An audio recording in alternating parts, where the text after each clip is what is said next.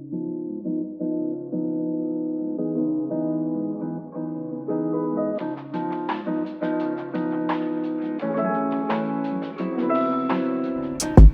guys, you are tuned in to For the Love of Millennials Podcast. We have another dope melanin millennial, Chameica Mitchell, owner of Noble Companion Handbag Studio. I got you, sis. Okay. What she said. I get tongue-tied. But Chameica graduated from North Carolina Central in 2010 with a degree in criminal justice, right? Yes. And how did you go from criminal justice to handbags? See, listen. Okay. My concentration was juvenile justice, and they don't want to pay any money. So I still, help out with the youth, but I do it for free. I don't need to get a paycheck for it. Right. But see, I got to live life on my own terms, and I can't do that. In the criminal justice field, and I don't agree with a lot of things. So, I was naive growing up, thinking oh, everything was so black and white, and I'm going to make a difference, and I'm going to do this. But it's so many checks and balances. Yeah. And there's so many people that have been in position for so long. So, it's we're going to have to wait for that. Okay. So, before we go any further, tell us a little bit about who you are and what it is that you do, how you got from A to B. Well, my name is Chameica Mitchell. I'm from Durham, North Carolina. I love Durham. If you ever meet me, you will definitely know that. You're a proud Durhamite, like Bull City. Let me Yes. see, throw your boo. Okay. Yes, definitely. So I love to travel. I always had a fascination for handbags. So in college, when I went to NCCU, I got in credit card debt buying designer bags, low-end designer bags. So Kate Spade, Ted Baker, Michael Kors, Coach. And it was I had to sit back and have a conversation with myself, we can't keep doing this. So I got me a sales tax ID, and I ordered some bags wholesale, and I was wearing them, and everybody's like, oh, what's that? Because they're used to me having designer bags. So I was it's nothing. It's nothing, literally. And they were like, oh, that's nice, that's cute, you should get me one.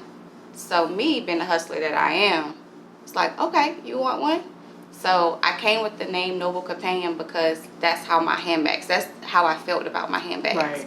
So it's don't leave home without your companion. Every time you see me, I'm going to have a purse. Every time. You're never going to catch me without a purse unless I'm in the house chilling. Yeah. So I was just we're going to turn this into a business. And I love it. And I'm happy. March is my 1-year anniversary for a full-time entrepreneur. What? And I'm really excited about that. Well, I'm going to invite you to the celebration. Can I come? Yes. Okay, I'll be there. Because I don't party, but I go to special events. So. Yes, that's how I am. Okay, so we here. But your journey, you weren't always a full-time entrepreneur. So what was that transition like? Oh, I think that the last year has been a journey. And it's crazy because people see you on social media and they're like, oh, I admire you, I want to be like you. You I'm making this look easy. I'm not putting every failure, every setback, in my status today I lost $10,000. I'm not putting that up there. So the transition, basically, I understood I could never give my business 100% working for someone else. Yeah. And it seems like every time I reached a new level in business, they would nag or pick at me more at work. Right. Because I had customers at my corporate job as well. Yeah. On payday, I come in there, I have my bags in my trunk, meet me outside during lunchtime, or I may bring it in the building depending on who it is. And it just seems like they were just picking at me. So I was just I knew what the salary was I was making. So it's if I can't make this little salary on my own, then I need to just give Noble Companion up. Right. So I said, that was March. So I said, I'm going to work from March all the way to December. I'm going to give my business 100%, my time, my attention. I'm going to expand my knowledge. I'm going to research more. I'm going to go to classes. And in January, I'm going to decide if I'm going back to corporate because I still have my degree. Mm-hmm. I'm not going back to corporate, baby. I love that. I'm not going back. Once I leave corporate, I'm not going back either. So I'm right there with you. Mm-hmm. So with you talked about your failures. What was one of the major failures that you experienced on this journey that you have surmounted? Ooh, that's a deep one. Okay. honestly, understanding that your lifestyle is definitely going to change the sacrifices. I had the supplemental income of having Noble Companion and a salary with benefits, 401k. Like, I had the whole works. So it was just like, oh, you might not can afford to go there today. Just because the money's in the bank account doesn't mean you can afford it. Right. So it's like, no, we might not can go on 3 trips out the country this year. Right. We might have to settle for 1. And you got to be okay with that, because we need that money to invest in the business so the business can expand, so you can go anywhere you want to go. Right. If you want to go to the world for a whole year, I need to be able, to have that cushion. Yeah. So I think that's important, and you definitely said something about investing that money. So is that something that you would tell all entrepreneurs or people who are looking to own their own? To invest in their business? Yes, like reinvest, because just because the money is there doesn't mean you go spend it. I know tons of people who go out there and they're like, well, I got it. Let me just go ahead. And as well as, I'm telling you, I so wish I would have known about business credit. Because if I would have knew about business credit when I had my corporate job, oh my gosh, the level that Noble would be on right now would be astronomical. So yeah, definitely. That's not a profit. Oh, you made a profit of $1,000 this month. No, you didn't. You need to reinvest that right back into the business. You already have your main job or your 9 to 5, your corporate job, to pay your bills. That money that you make for your business, that's not profit. You put that back into the business. Yeah, I like that. Until you can use other people's money, leverage. And you do that with business credit and utilizing resources. That's where your networking comes into play. So what advice would you offer other melanin millennials about impacting the next generation? Financial literacy. Like a step what we just talked about, financial literacy. Because, of course, that's how my brand got started. Was because I went to credit card debt.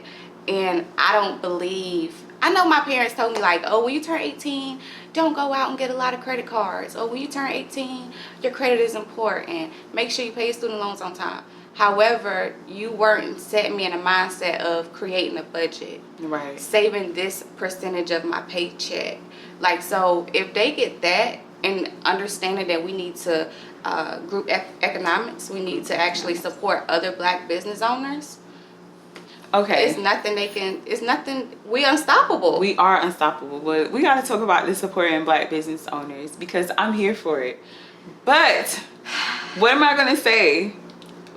You're going to say they unprofessional and you had some bad experiences and they need to get their shit together. Okay, that's all I'm saying. Okay. Like, business is business.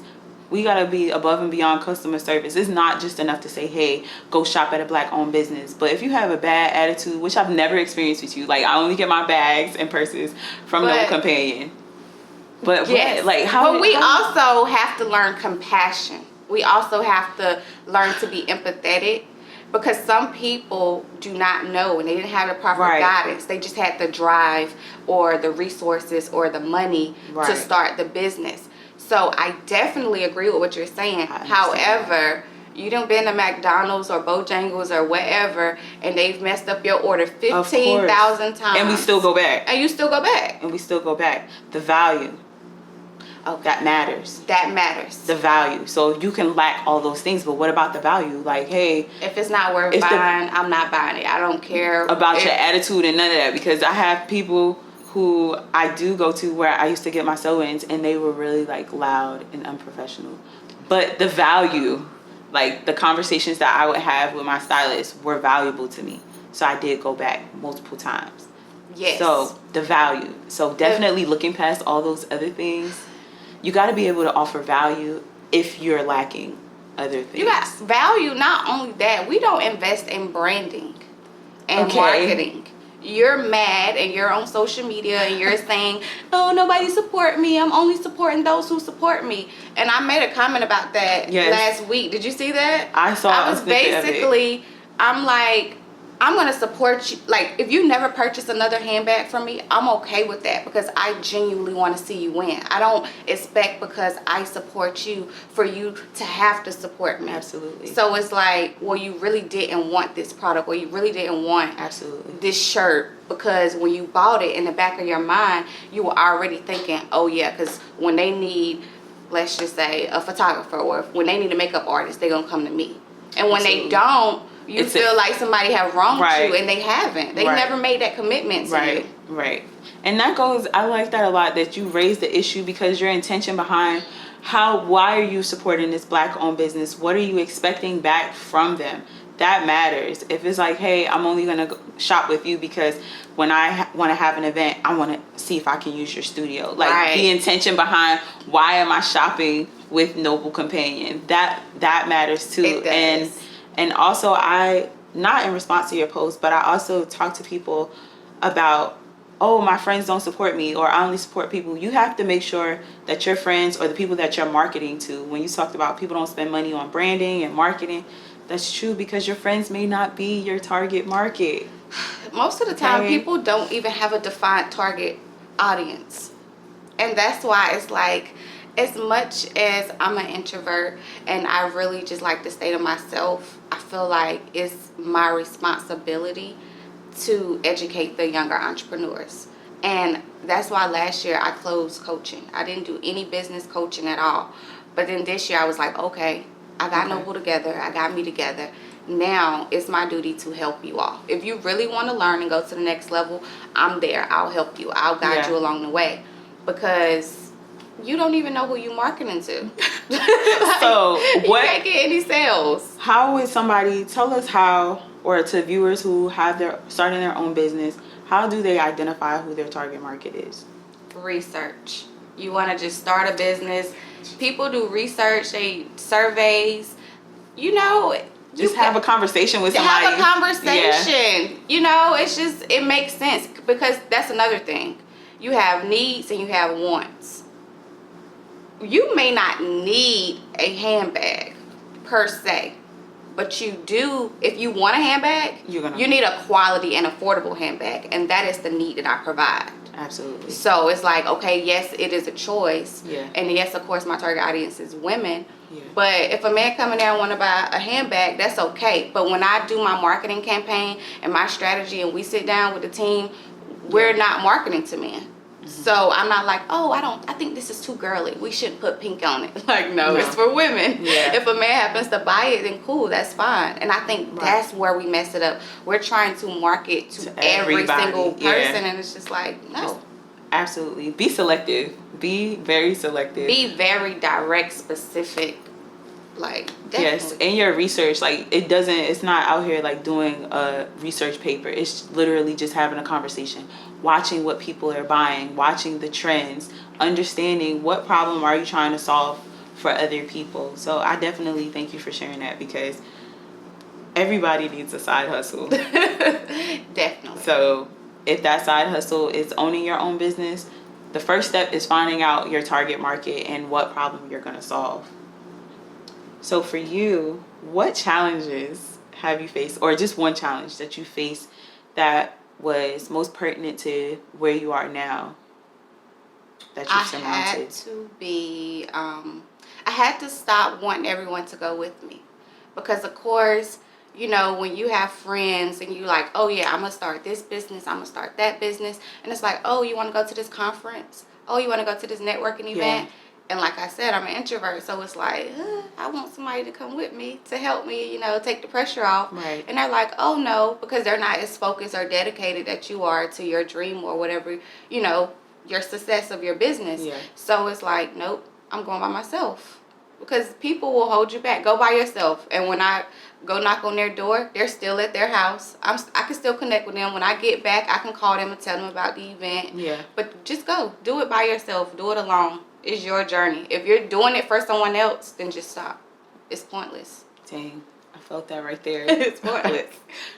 Do it by yourself. Don't depend on anybody else. It's great to have a team, but when you become dependent upon them, and like that creates a whole codependency and an expectation that other people should want what you want, or a desire to go to that next level. Not everybody's ready to go to that next level, and that holds a lot of people back. Because it's heartbreaking, though. It is. It's heartbreaking. So you deal with that. Deal with the heartbreak of it, or the disbelief that someone that you love has told you that this is their dream, or this is their destiny, or their calling. Yeah. And it was really fake.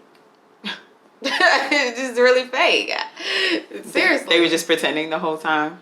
I mean, it's a facade. It was an idea in their mind, but you got work ethic, execution.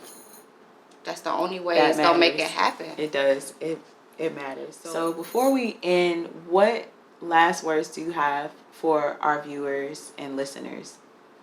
Oh, I would say, let's think about this because I want it to be impactful. Okay.